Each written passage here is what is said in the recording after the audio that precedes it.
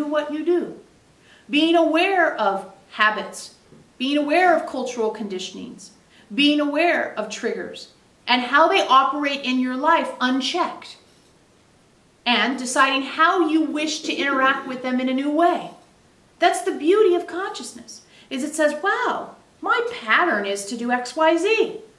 But if I look at that, I don't really like how that plays out in my life. I don't like how the people in my life interact with me when I come from the position of anger, or a position of habit, or a position of trigger, or a position of bringing the past or the future into the moment. I don't like the resulting life I live.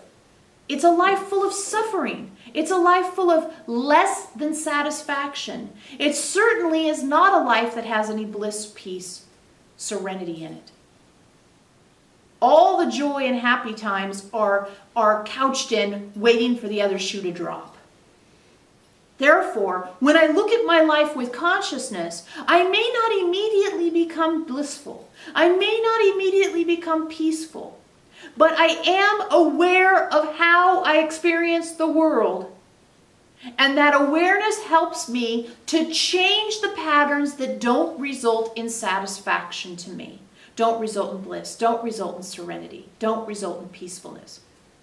Those things that I decide I don't like how they've worked in my life, I can change. How do you start working from consciousness? One of the main things we've had to work with you on is becoming aware of the moment. The moment is a terrifying place. If it wasn't a terrifying place, you'd already spend time there. But since you don't spend time there, there's a discomfort.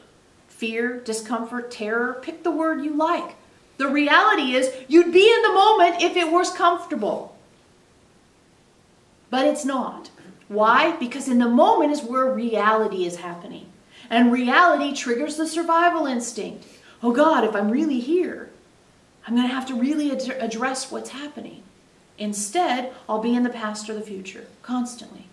Where nothing's really happening, but I can use my hamster wheel thinking to sort of pretend something's happening. And I can deal with things and plan for them so I won't be quite so afraid. Or reflect on things, which just basically occupies my life rather than challenging me to be in the moment and address things in a new way. So we brought up lots of ways for you to be in the moment, be in the moment, be in the moment. We asked you, what is true now? And what are you afraid of? Why is this happening for me? And other questions. In order to help you see that the moment isn't actually terrifying. You're just terrified because it's unfamiliar. And now we're brought to today. Today is the moment of uncertainty. And uncertainty is the balance point. It is the moment that you move from the fear-based operating system to the consciousness-based operating system. It is the moment where you actually start to live as a Homo spiritus being. Uncertainty is the place that you've always avoided. Because the idea of uncertainty has generated fear. Well, you know what to do with fear. The idea of uncertainty has triggered the survival instinct. You know what to do with the survival instinct. The idea of uncertainty has made you reach out for something certain you can hold on to. And we believe, after all this time, we've pretty well convinced you that certainty is a fallacy. And if you're not convinced, let's look at it one more time before we move on. Certainty has to be a fallacy because you cannot control all outcomes. There's so many reasons. One, because your soul's creating with you. You have unconscious creating going on. You have script holders coming in to offer you opportunities for growth. You have alternative expression energetics infusing in you and giving you opportunities to see things a new way. And if you really wanted certainty, you would have to control every single one of those. And the reason control is such a fallacy is because even if you could control it, you'd be controlling it from your limited mind, and you'd be taking away the opportunity to see it with an expanded sense of perspective. Instead, you would continue to see it from a perspective that says, well, only 5 things are possible to be seen, because that's only how much I can feel safe and certain about and have control over. And that's the path that seeking certainty leads you down. The path of limiting and limiting and limiting and limiting and limiting. Because if you have to have certainty, your life must be extremely small. So, certainty is off the list if you want growth and if you want to have something happening in your life besides, 3 things. So where does that leave you? Well, it leaves you in uncertainty. And immediately the word uncertainty gets some trigger response. And we'll tell you right now, over the years you've talked to Elohim about this much. Certain words we give up on. In other words, we reclaim. And uncertainty we are staking, that's the place we're putting the flag.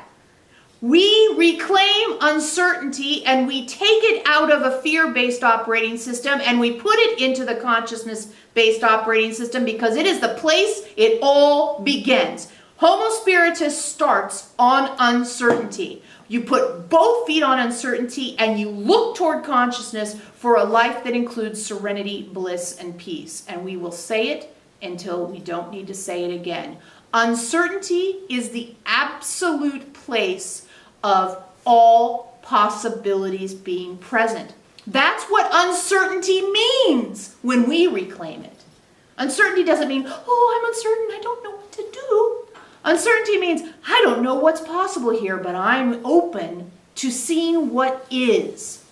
Instead of deciding, uncertainty means there's nothing here for me. I can't hang on to anything. It's all too hard.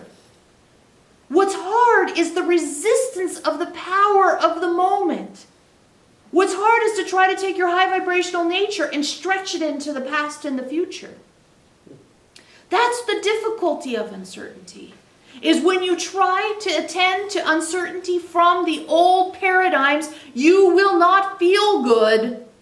But when you attend to uncertainty from the consciousness-based operating system, it is a place for celebration. Because if you realize you are in uncertainty, you know you are in the right place. When you feel some uncertainty, rejoice. Because that means you are not searching for certainty. You are not reclining into habit and old patterns. You are not hiding in fear. You're saying, I'm uncertain here.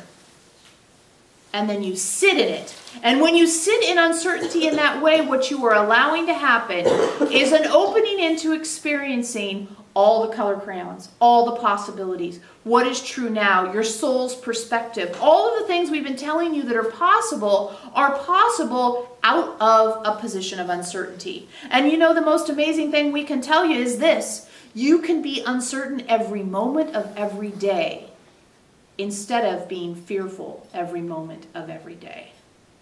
Because the difference between fear and uncertainty is simply what you focus on. Am I going to focus on the old way of seeing this, or am I going to allow myself to experience it the new way? You can be uncertain every single moment of every single day, and that is something you should be joyous about. Reclining into uncertainty. I'm not sure what I'm going to do today. Wow, cool. I'm just going to sit here with, I'm not sure. Because as a conscious being, when you recline into I'm not sure, it's not to contract. I'm not sure, I don't know. Those are not contracted places. I'm uncertain, not a contracted place. It is an expansive place. The contracted place is I've got to know.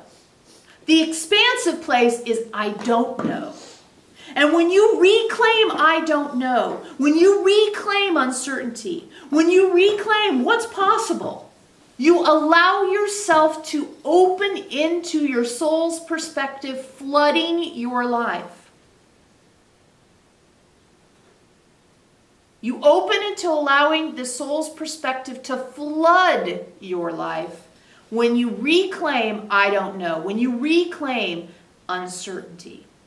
When something's uncertain, rejoice, because it means you have the opportunity to experience everything that's possible, rather than falling into the fear-based operating system that demands you limit the possibilities and